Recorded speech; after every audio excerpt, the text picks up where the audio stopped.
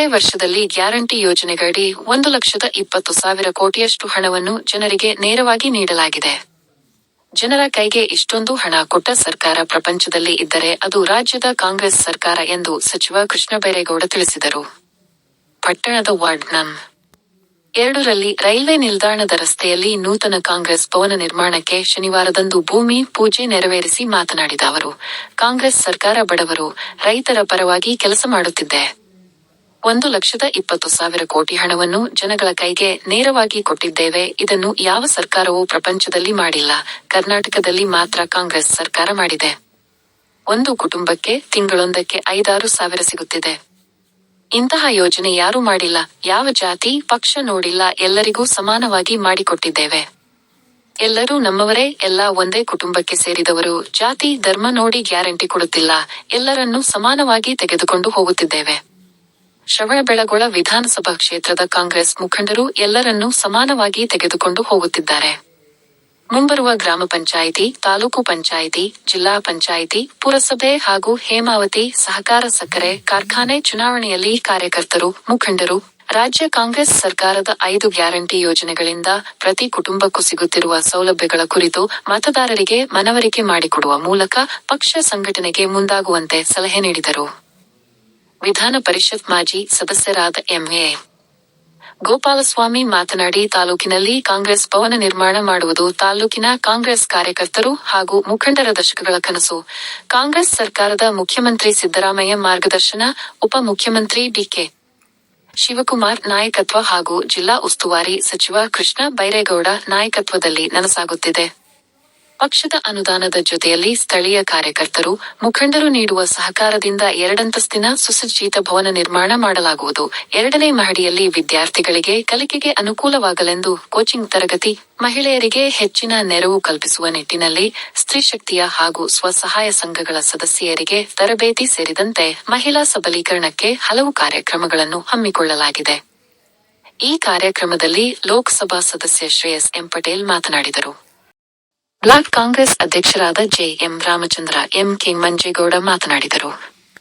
ಈ ಸಂದರ್ಭ ಕರ್ನಾಟಕ ವಿದ್ಯುತ್ ಕಾರ್ಖಾನೆ ಅಧ್ಯಕ್ಷ ಎಚ್.ಸಿ. ಲಲಿತರಾಘವ್, ಕೆಸಿಸಿ ನಿಗಮದ ಮಾಜಿ ಅಧ್ಯಕ್ಷ ಹುಡ ಅಧ್ಯಕ್ಷ Patel Shivappa, CV. Rajappa, PLD bank ಅಧ್ಯಕ್ಷರಾದ ಮಂಜುನಾಥ್, ತಾ ಗ್ಯಾರಂಟಿ ಸಮಿತಿ ಅಧ್ಯಕ್ಷ ಎಲ್.ಪಿ. ಪ್ರಕಾಶ್ಗೌಡ, ಕಾಂಗ್ರೆಸ್ ಮುಖಂಡರಾದ M. Shankar, HK. Mahesh, Javagal Manjunath, ಎಚ್.ಎಸ್. Vijayakumar, G R. ಮೂರ್ತಿ, ಎಂ.ಎ. ರಂಗಸ್ವಾಮಿ, ಅಣತಿ ಆನಂದಕುಮಾರ್ ಸೇರಿದಂತೆ ಪಕ್ಷದ ಪ್ರಮುಖ ನಾಯಕರು ಹಾಗೂ ಕಾರ್ಯಕರ್ತರು ಸೇರಿದಂತೆ ಇತರರು ಹಾಜರಿದ್ದರು. ವರದಿ ಐ.ಕೆ. ಮಂಜುನಾಥ್, ಚನ್ನರಾಯಪಟ್ಟಣ. ಆತ್ಮೀಯ ವೀಕ್ಷಕರೇ, ನಮ್ಮ ಚಾನೆಲ್ಗೆ ಸಬ್ಸ್ಕ್ರೈಬ್ ಮಾಡಿ, ರಾಜ್ಯದ ಎಲ್ಲಾ ಸುದ್ದಿಗಳನ್ನು ವೀಕ್ಷಿಸಿ.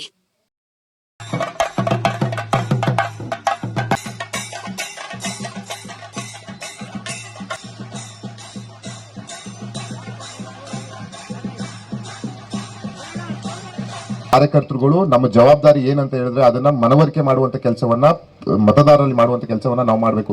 ಸುಮಾರು 56,000 ಕೋಟಿ ಅಷ್ಟು ಹಣವನ್ನ ನಾವು 5 ಗ್ಯಾರಂಟಿಗಳು ಕೊಡ್ತಿದೀವಿ. ಏನ್ ಮಾಡಿದ್ದಾರೆ, ಎತ್ ಮಾಡಿದ್ದಾರೆ ಅಂತ ವಿರೋಧ ಪಕ್ಷದವ್ರು ಸಾವ ಕೇಳ್ಬೋದು. ರೋಡ್ ಹಾಕ್ಸಿದಿರಿ, ನೀವು ಎಂಪಿ ಗೆಲ್ಸಿದಿರಿ, ಏನ್ ಮಾಡಿದಿರಿ ಅಂತ ಕೇಳ್ಬೋದು. ಆದ್ರೆ ನಮಗೆ ಅದು ಬಡವರ ಪರ, ದೀನದಲಿತರ ಪರ, ಹಿಂದುಳಿದವರ ಪರ ಏನು ನಾವು 5 ಗ್ಯಾರಂಟಿಗಳನ್ನ ಕೊಡ್ತಾ ಇದೀವಿ, ಅದು ನಮ್ಮ ಮುಂದಿನ ಚುನಾವಣಾ ಅಸ್ತ್ರ. ಹಾಗಾಗಿ ಇದನ್ನ ಅತ್ಯಂತ ವ್ಯಾಪಕವಾಗಿ ಪ್ರಚಾರ ಮಾಡುವಂತ ಕೆಲಸ ನಮ್ಮ ಕಾರ್ಯಕರ್ತರ ಬಂಧುಗಳಾಗಿರ್ತದೆ.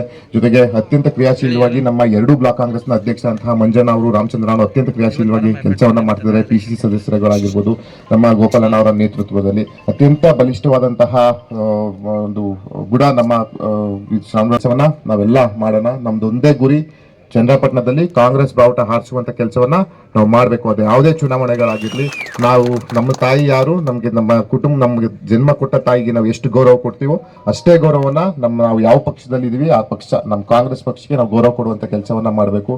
ಯಾವುದೇ ರೀತಿಯ ಏನು ವೈಮನಸ್ಸಿಟ್ಕೊಳ್ದೆ ನಾವೆಲ್ಲ ಸಾಗೋಣ. ನಮ್ಮ ಮುಂದಿನ ದಿನದ ನಮ್ಮ ಗುರಿ ಅದೊಂದೇ, ಕಾಂಗ್ರೆಸ್ ಪಕ್ಷದ ಜಯ. ಅದಕ್ಕೆ ನಾವೆಲ್ಲ ಶ್ರಮ ಪಡುವಂತ ಕೆಲಸವನ್ನ ನಾವು ಮಾಡೋಣ ಅಂತ ಹೇಳ್ತಾ ಇವತ್ತು ಅತ್ಯಂತ ಗೋಪಾಲ ನಮ್ಮ ಪಕ್ಷದ ಸಂಘಟನೆಗೆ ಎಲ್ಲ ಒಂದ್ ಕಡೆ ಮುಜುಗರ ಇರ್ತಾ ಇತ್ತು ನಮ್ಮ ಕಾರ್ಯಕರ್ತರಲ್ಲಿ. ಗೋಪಾಲಸ್ವಾಮಿ ಆಫೀಸು, ಪುಟ್ಟಗೌಡರ ಆಫೀಸು, ದೀಪು ಆಫೀಸು ಅಂತ ಯಾವಾಗಲೂ ಒಂಥರ ಸಿಎಂ ಬಂದಾಗ ಕಚೇರಿ ಉದ್ಘಾಟನೆ ಆಡಿದ್ದು ಒಂದು ತಪ್ಪುಗಳಾಗಿತ್ತು.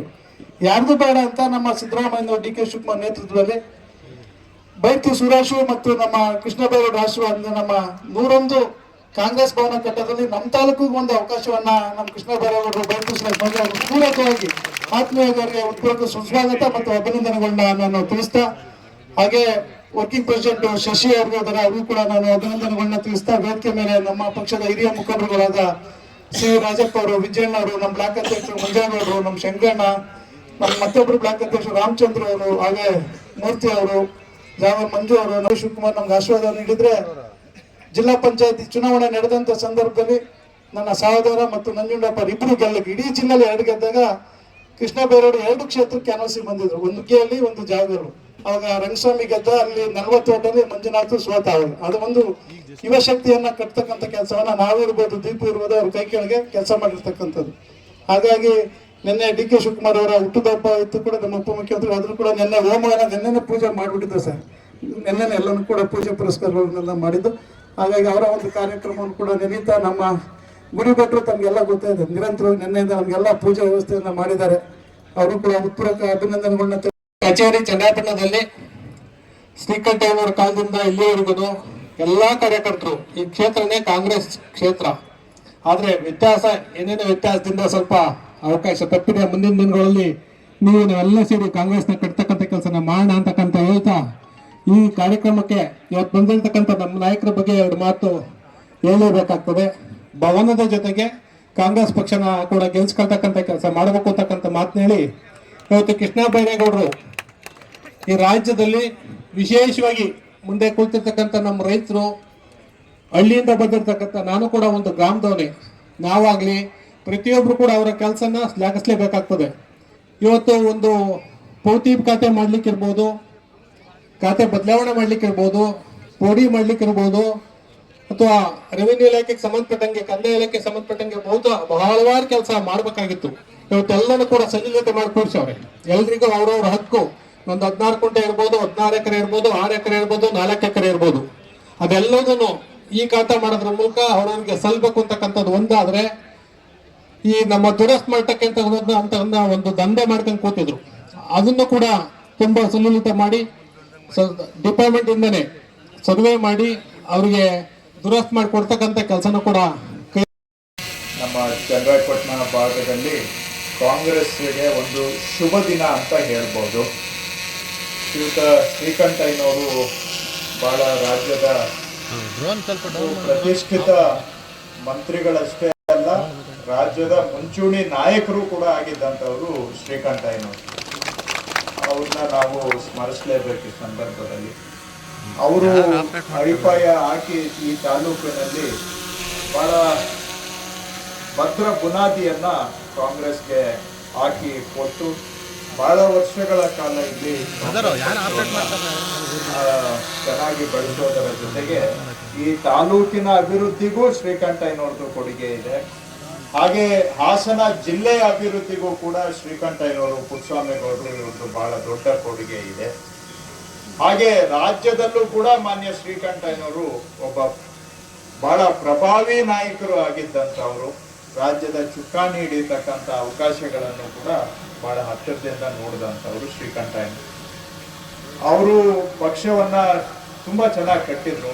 ಆದ್ರೆ ಎಲ್ಲೋ ಒಂದ್ ಕಡೆ ಅವರಿದ್ದಾಗ ಬಹುಶಃ ಪಕ್ಷದ ಕಚೇರಿ ಅವಶ್ಯಕತೆ ಬರಲೇ ಇಲ್ಲ ಅಂತ ಅನ್ಸುತ್ತೆ. ಯಾಕಂದ್ರೆ ಎಲ್ಲ ಅವ್ರ ಸುತ್ತಾನೆ ಅವ್ರಿಗೆ ಕೇಂದ್ರಿತವಾಗಿದ್ದಾಗ ಬಹುಶಃ ಪಕ್ಷದ ಕಚೇರಿ ಅಷ್ಟೊಂದು ಅವಶ್ಯಕತೆ ಅವತ್ತು ಇರಲಿಲ್ಲ. ಆದ್ರೆ ಈಗ ಎಲ್ಲ ಸ್ನೇಹಿತರು ಹೇಳಿದಾಗೆ ಇತ್ತೀಚೆಗೆ ಅವರವರ ಪರ್ಸನಲ್ ಆಫೀಸನ್ನೇ ಪಕ್ಷದ ಆಫೀಸ್ ಅಂತ ಮಾಡಕ್ ಹೋದಾಗ ಸ್ವಲ್ಪ ಮುಜುಗರ ಆಗುತ್ತೆ, ಗೊಂದಲಗಳಾಗ್ತವೆ. ಅದನ್ನ ನಿವಾರಣೆ ಮಾಡೋದಕ್ಕೋಸ್ಕರ ಇವತ್ತು ನಮ್ಮ ಸರ್ಕಾರ ಬಂದ ನಂತರ ಇದಕ್ಕೆ ಕಾಂಗ್ರೆಸ್ ಭವನವನ್ನ ಕಟ್ಟೋದಕ್ಕೆ ಒಂದು ತನ್ನದೇ ಆದಂತ ಸ್ವಂತ ಜಾಗವನ್ನ ಇವತ್ತು ಎಲ್ಲಾ ಮುಖಂಡರು ಕೂಡ ಸೇರಿ ಸರ್ಕಾರದಲ್ಲಿ ಮನವಿ ಮಾಡಿ ಮಾನ್ಯ ಮುಖ್ಯಮಂತ್ರಿಗಳು, ಉಪಮುಖ್ಯಮಂತ್ರಿಗಳ ಸಹಕಾರದಿಂದ ಒಂದು ಶಾಶ್ವತವಾಗಿ ಸ್ವಂತ ಒಂದು ಸೈಟ್ ಅನ್ನ ಮಾಡಿಕೊಳ್ಳುವಂತ ಒಂದು ಒಳ್ಳೆ ಕೆಲಸವನ್ನ ತಾವೆಲ್ಲರೂ ಮಾಡಿದ್ದೀರಾ. ತಮಗೆ ನನ್ನ ಅಭಿನಂದನೆಗಳು. ಸೈಟು ಸಿಕ್ಕಿದ ಮೇಲೆ ಅದಕ್ಕೆ ಕಚೇರಿನೂ ಕಟ್ಟಬೇಕು ಅಂತೇಳಿ ಮತ್ತೆ ಎಲ್ಲಾ ಮುಖಂಡರು ಒಂದುಗೂಡಿ ಏನೇ ಮಾಡಿ ಒಂದು ಕಾಂಗ್ರೆಸ್ ಕಚೇರಿಯನ್ನ ಕಟ್ಟಬೇಕು ಅಂತ ಮುಂದೆ ಹೆಜ್ಜೆಯನ್ನ ಇಟ್ಟಿರೋದು ಕೂಡ ಬಹಳ ಒಳ್ಳೆ ಸೂಚನೆ. ಅದರ ಜೊತೆಗೆ ಇವತ್ತು ಅದಕ್ಕೆ ಗುದ್ಲಿ ಪೂಜೆಯನ್ನ ನೆರವೇರಿಸ್ತಕ್ಕಂತ ಶುಭ ಕೆಲಸವನ್ನು ಕೂಡ ಮಾಡಿದ್ದೀರಾ. ಇದು ಚನ್ನರಾಯಪಟ್ಟಣ ತಾಲೂಕಿನ ಕಾಂಗ್ರೆಸ್ಗೆ ಒಂದು ರೀತಿ ಶುಭ ದಿನ ಅಂತ ನಾನು ಹೇಳಲಿಕ್ಕೆ ಬಯಸ್ತೇನೆ. ಗೋಪಾಲ್ ಸ್ವಾಮಿ ಅವರು ಮಾತಾಡ್ತಾ ಹೇಳಿದ್ರು, ಯಾರೋ 4 ಜನ ಹಾಕಿನೂ ಕೂಡ ಬಂಡವಾಳ ಹಾಕಿನೂ ಆಫೀಸ್ ಕಟ್ಟಬಹುದು, ಆದ್ರೆ ಅವಾಗ ಅದು ನಿಜವಾಗಿ ಅರ್ಥಪೂರ್ಣ ಆಗೋದಿಲ್ಲ. ನೀವ್ ಹೇಳ್ಬೋದು, ನೀವೇ ಸ್ಟೇಜ್ ಮೇಲೆ ಇರೋರು 4 ಜನ ಹಾಕೊಂಡು ಕಟ್ರಿ ಅಂತ. ಕಟ್ತಾರೆ, ಅವ್ರೇನ್ ಇಲ್ಲ ಅಂತ ಹೇಳೋದಿಲ್ಲ, ಅವ್ರೇನ್ ಹಿಂದಕ್ಕೆ ಹೋಗೋರು ಏನಲ್ಲ, ಮಾಡ್ತಾರೆ. ಆದ್ರೆ ಮಾಡಿದ್ರೆ ಕಾಂಗ್ರೆಸ್ ಕಾರ್ಯಕರ್ತನ ಹಕ್ಕು ಏನ್ ಉಳಿಯುತ್ತೆ ಅಲ್ಲಿಗೆ? ಯಾರೋ 4 ಜನ ಬಂಡವಾಳ ಶಕ್ತಿ ಇರೋರು ಮಾತ್ರ ಬಂಡವಾಳ ಹಾಕಿ ಕಟ್ಬಿಟ್ರೆ, ನಾಳೆ ಕಾಂಗ್ರೆಸ್ ಕಾರ್ಯಕರ್ತನು ಇದು ನನಗೂ ಈ ಭವನದಲ್ಲಿ ಇಷ್ಟೇ ಹಕ್ಕು ಇದೆ ಅಂತ ಹೇಳ್ಬೇಕಾದ್ರೆ ಅದರಲ್ಲಿ ಒಂದು ಭಾಗ ಇರ್ಬೇಕಲ್ವಾ? ಆವಾಗ ನಿಮಗೂ ಒಂದು ಹಕ್ಕು ಬರ್ತದೆ. ರೀ ಸ್ವಾಮಿ, ನಾನು ಒಬ್ಬ ಕಾರ್ಯಕರ್ತ, ನನಗೂ ಹಕ್ಕಿದೆ ಅಂತ ಕೇಳ್ಬೇಕು ಅಂತಂದ್ರೆ ಬರೀ 4 ಜನ ನೀವು ಕಟ್ರಿ ಅಂತಲ್ಲ, ಕಟ್ತಾರೆ, ಅವ್ರು ಹಾಕ್ತಾರೆ, ಅವ್ರೇನು ಹಾಕೋದಿಲ್ಲ ಅಂತೇನು ಹೇಳಲ್ಲ, ಹಾಕ್ಲೇಬೇಕಾಗುತ್ತೆ. ನೀವು ಸಹಕಾರ